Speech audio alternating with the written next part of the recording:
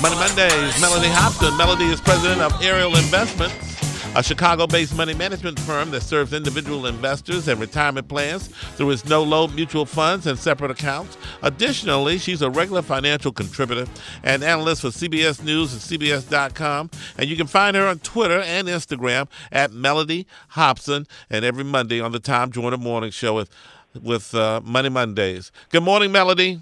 Good morning. Income inequality hits a new high. What do you mean? So there's a new report out, and it came from the Census Bureau. It was out last week. The gap between the richest and poorest American households is now the largest it's been in the past 50 years. 50. And we've been talking about the gaps between low and high income households, and that's been growing in recent decades. But we saw a significant increase last year compared to 2017. And that has ramifications not only for people, but for society. So how do you start, how do you measure income inequality?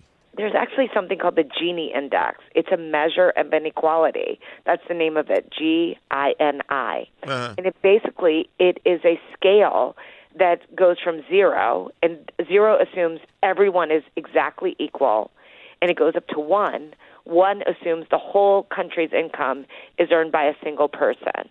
So in recent years, there's been a change in the Gini Index, and the figure has moved up significantly, showing statistically there's a big difference between those who make the poorest Americans and the richest Americans. And the question is, why is this happening, right? Mm-hmm. A few things have been happening. The biggest is that in the United States, white-collar, college-educated workers have reaped much of the benefits of all the economic growth we've had in the past 50 years. So we've seen blue-collar workers suffer as jobs have moved overseas, as well as the fact that technology has taken the place of people in some cases. Those technological advances have displaced people.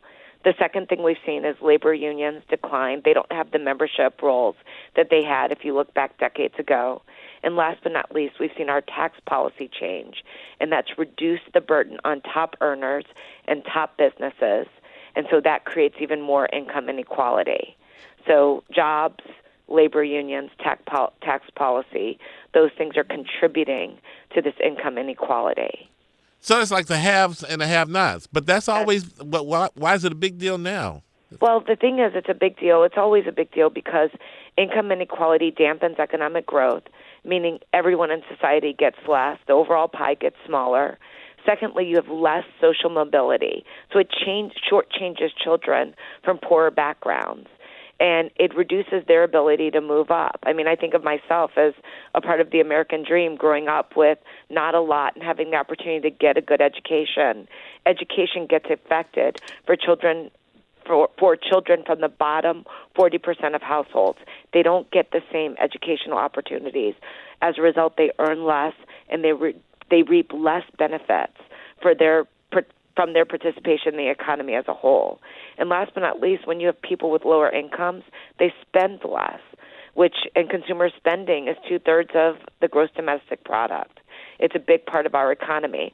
And this is an interesting way to think of it. When Henry Ford was making cars originally and invented the assembly line, he wanted to pay his workers really high wages because he wanted them to have enough money to buy his cars. So just think about it that way. So the other thing about income inequality, it affects crime.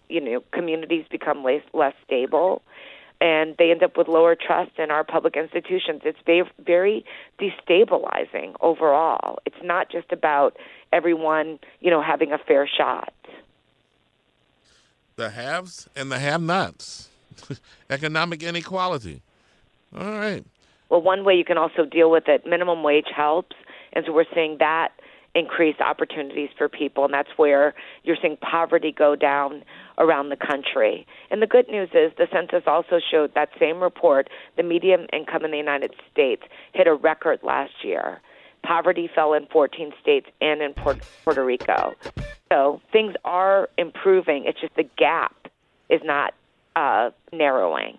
Okay. Read more about this on blackamericaweb.com. Money Mondays with Melody Hobson.